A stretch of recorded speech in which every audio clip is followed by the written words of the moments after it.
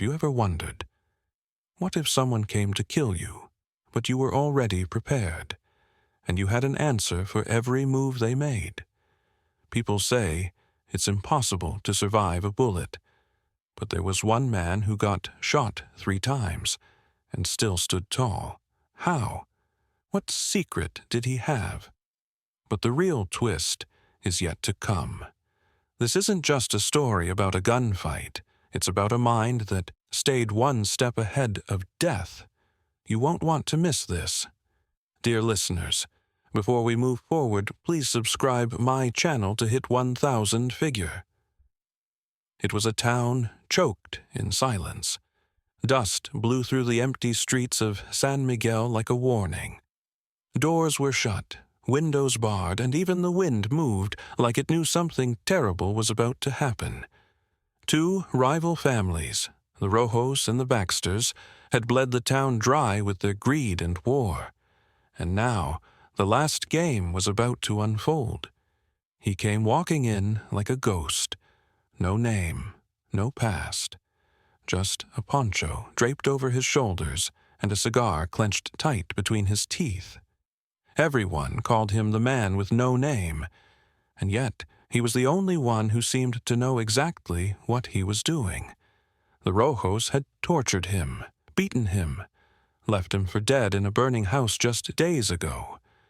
But somehow he had escaped, and today he had returned, not to beg, not to run, but to end it. He walked slow, real slow, into the center of the street where Ramon Rojo stood waiting, rifle in hand, eyes sharp like a cornered wolf. Ramon had killed many men. He was sure this would be no different. But there was something in the way the man with no name moved. Calm, unshaken, like a man who knew something the rest of the world didn't. And he did. Beneath that worn-out poncho was a secret. The street felt like it held its breath. Dust hovered midair, like it refused to settle until justice did. On one end, Ramon Rojo, cold, cocky, the kind of man who believed in his rifle more than his God.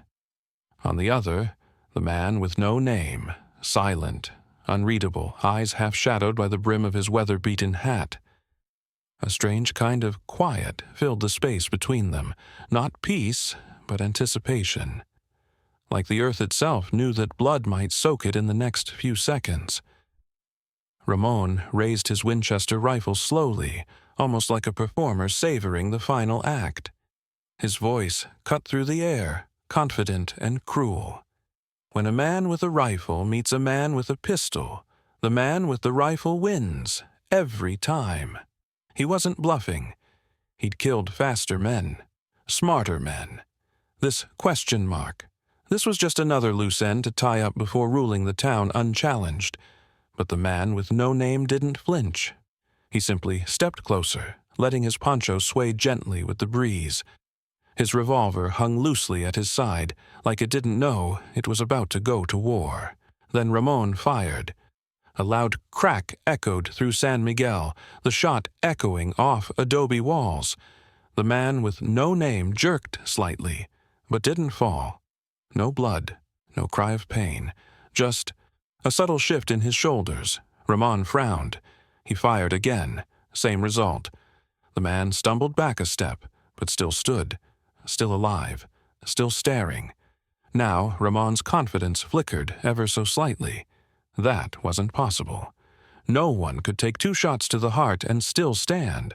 Unless this wasn't the showdown Ramon thought it was. Unless he'd just been lured into a trap. Ramon's hands trembled, just for a second. But in a town like San Miguel, even a second of fear could cost your life. He narrowed his eyes, trying to understand what was happening. His rifle had never lied to him. A single bullet from it could drop a man like a stone. But this wasn't natural. The man with no name stepped forward again, closer, slow, steady, like he was daring Ramon to try again. Ramon fired a 3rd time, desperate now. The bullet struck dead center, and still the man didn't go down.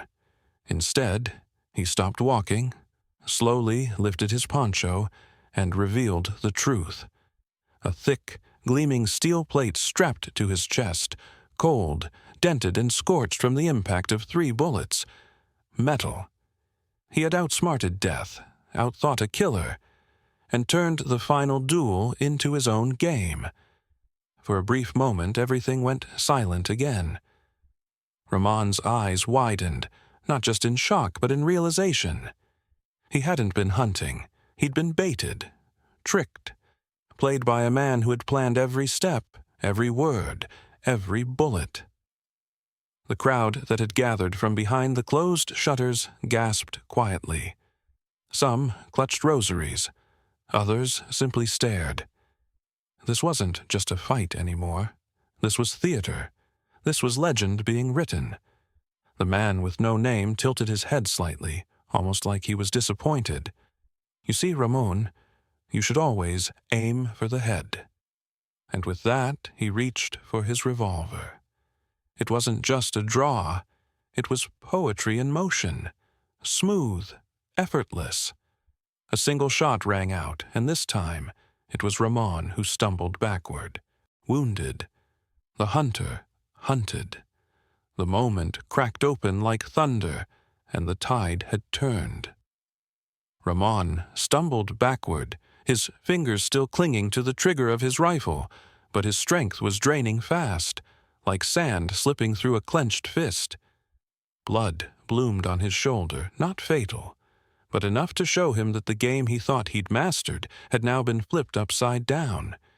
His eyes locked with the man with no names, and in them, for the first time, he saw not just a rival, but judgment. All this time, Ramon had believed in one truth. Power comes from the barrel of a gun. But today, his truth had shattered like glass under a boot heel. The man standing before him wasn't just some drifter or hired hand. He was something else entirely, a quiet storm, a calculating force, someone who had taken pain, betrayal, and near death, and forged it into strategy, into steel. The townsfolk, once hidden behind shutters and doors, began to emerge slowly. Their faces bore the weight of years lived under the boots of tyrants like Ramon. Mothers held children close. Old men took off their hats. Everyone stared at the man in the poncho as if they were seeing hope for the first time in years. And the man with no name? He didn't soak in their admiration. He didn't raise his arms in victory. He simply holstered his revolver with the same calm he'd arrived with. There was no joy in what he'd done, only necessity. He had balanced the scales. That was enough. Ramon, now on his knees, tried to speak. Maybe an apology, maybe a final curse. But words abandoned him. He looked up, as if searching for mercy in a place he had never shown it. But the man with no name didn't speak. His silence was louder than any sermon.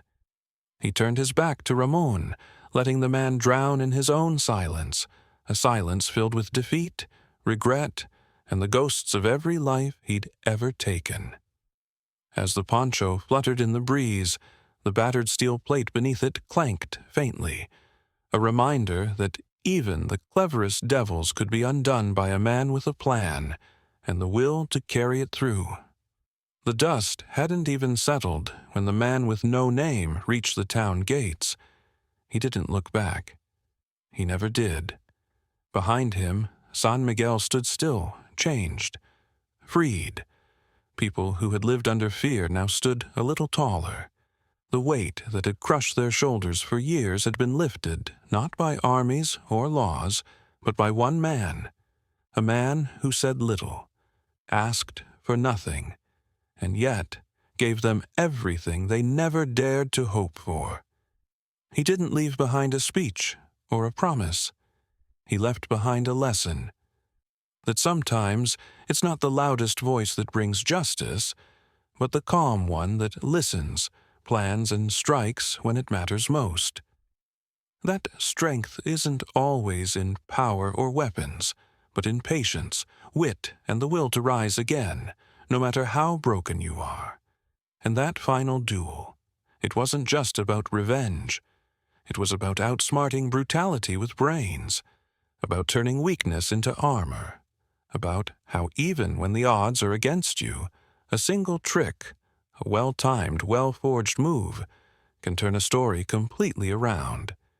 The steel plate he wore wasn't just metal, it was metaphor, a symbol of how, sometimes, you have to build your own protection against people, systems, or even your own past. You have to prepare quietly, walk through fire, and return, not to boast, but to end the chaos you once escaped. And here's the crazy thing, that scene. It wasn't just movie magic. It inspired real-life tactics. In wars, in law enforcement, even in modern strategy training, this bulletproof trick became a case study in deception, resilience, and the power of psychological warfare. It taught us that the smartest man in the room isn't always the loudest or the strongest. Sometimes, he's just the one wearing armor you can't see. So the next time life aims a rifle at your chest, remember, maybe, just maybe, you've got a little iron under your poncho too.